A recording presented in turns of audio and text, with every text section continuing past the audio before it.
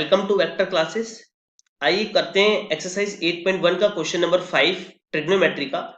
ठीक है, हम ट्रिग्नोमेट्री कर रहे थे, हमने पीछे इंट्रोडक्शन और 1 to 4 क्वेश्चन हम कर चुके हैं। आपको करते हैं क्वेश्चन नंबर 5। देखिए क्वेश्चन नंबर 5 में आपको क्या बोल रहा है, अगर यहां से मैं सॉल्यूशन ही शुरू कर रहा हूं। बोल रहा है अगर सेक थीटा 13/12 है तो आपसे पूछता है वो calculate all other trigonometric ratios. इसका मतलब क्या है ऑल अदर ट्रिग्नोमेट्रिक रेशियोज? वो आपसे बोल रहा है साइन थीटा बताओ। अगर आपको एक चीज दी हुई है, आप साइन थीटा बताइए, आप कॉस थीटा भी बताइए, टेन थीटा भी बताइए, कॉसेक थीटा भी बताइए और कॉट थीटा भी बताइए। सारे ट्रिग्नोमेट्रिक रेशियो बताइए अगर आपको एक गिवन है तो। कैसे करना है क्वेश्चन को प्रोसीड, कैसे आगे बढ़ाना है? देखिए आप सबसे पहले एक राइट एंगल ट्रायंगल बनाएंगे। मैंने एक राइट एंगल ट्रायंगल बनाया, ये देखिए ये मेरा 90 डिग्री का एंगल हुआ। मैंने किसी को भी ए बी सी आप मान लीजिए, उससे कोई मैटर नहीं होता, बस मेरे को जो थीटा है वो मैं यहां पे रखूंगा। उससे मेरे को फायदा ये होगा कि जिस एंगल के सामने वाली साइड परपेंडिकुलर होती है और आप इसको परपेंडिकुलर ही मानते हैं। एक आपका बचपन से एक वो है कि जो स्ट्रेट वर्टिकली है उसको हम परपेंडिकुलर कहते हैं और ये बेस हो गया। ठीक है, अब देखिए हर क्वेश्चन को करने के लिए आपको एक चीज तो आपके दिमाग में हमेशा ड्रिल रहनी चाहिए। कौन सी?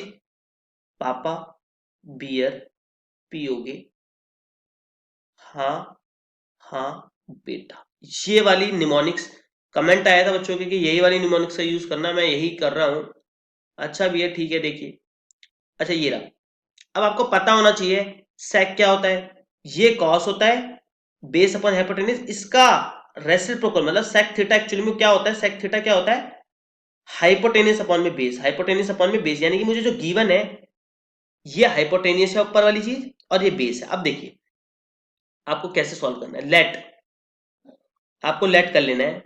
याद कीजिए, अच्छा ये हाइपोटेनियस है, हाइपोटेनियस मतलब ये एसी है और ये आपका बेस है यानी कि आपका बीसी है, हाइपोटेनियस अपॉन में बेस। आपको याद होगा जब आप छोटी क्लास में जब भी आपको रेशो दिए रहते थे, जैसे 13/12 है तो हम क्या करते थे, एक को 13x लिखते थे, इसको 12x लिखते थे। आपको यहां पे क्या करना है, इसको 13k मान लीजिए और इसको 12k मान लीजिए, k x वटेवर आप कुछ भी मान लीजिए। तो आपको पिछले क्वेश्चंस में भी या खुद घर पे एडिट करना है क्या कि हम रेशो है तो रेशो में अगर सेंटीमीटर होता तो मैं कुछ नहीं करता, लेकिन यहाँ पर रेशियो है तो मैं इसको के में लेके जाऊंगा। अच्छा ठीक है, यानी कि मेरे को एसी गिवन है 13k, मुझे बीसी गिवन है 12k।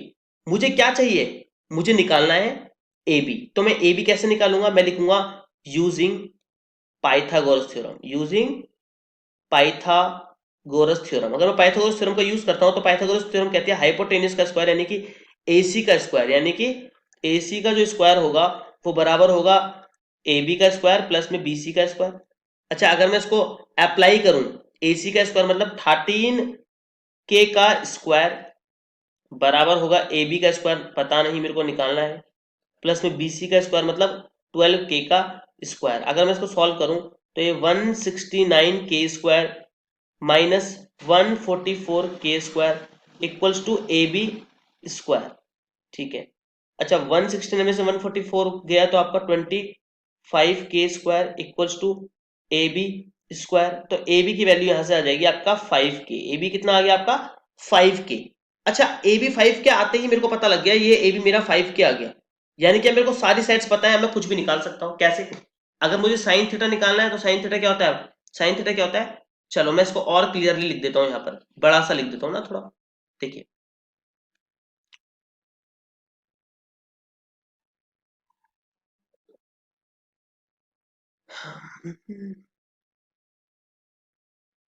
हाँ हाँ बेटा, आपके तो दिमाग में चल ही रहा होगा ना ये कि कैसे क्या लिख रहा हूँ मैं, ये तो आपको पता लग ही गया होगा।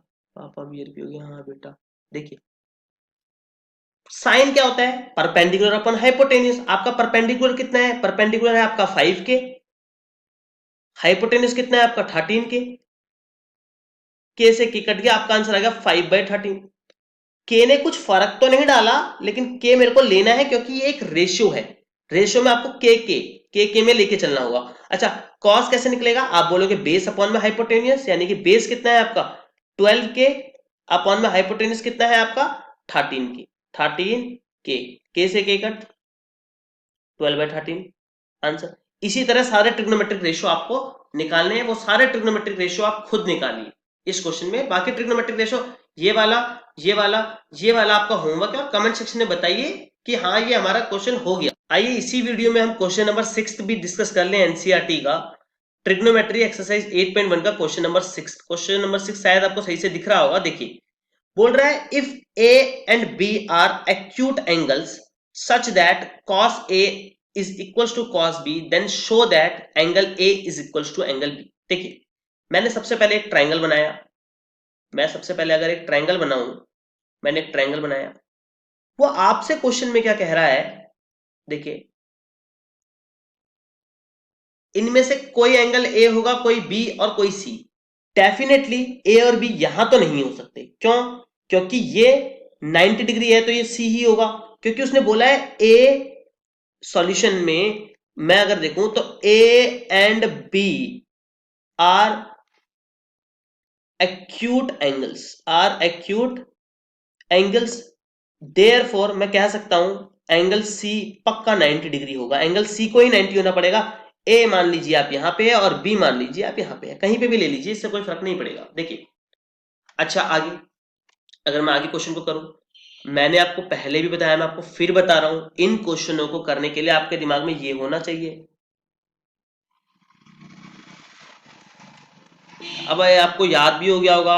आप किसी चीज को जब यूज करते हैं, यूज टू हो जाते हैं, तो आपको फिर वो चीजें याद हो जाती हैं। सबसे अच्छा तरीका है किसी चीज को लर्न करने का कि आप उसको यूज टू, आप उसको खूब प्रैक्टिस कर लीजिए। देखिए, मैं आप क्वेश्चन में आगे बढ़ता हूं।